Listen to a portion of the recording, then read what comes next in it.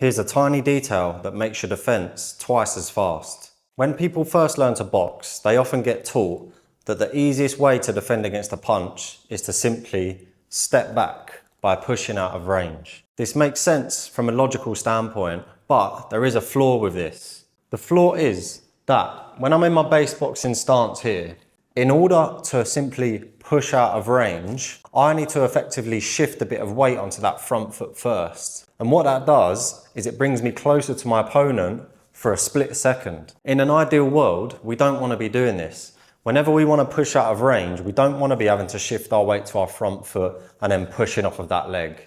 Luckily, there is a little trick that we can use. So, if I want to push out of range against an opponent, rather than leaning forward here and pushing back out, what I'm doing is I'm letting my rear leg fall back, and then I bring my front foot back with me.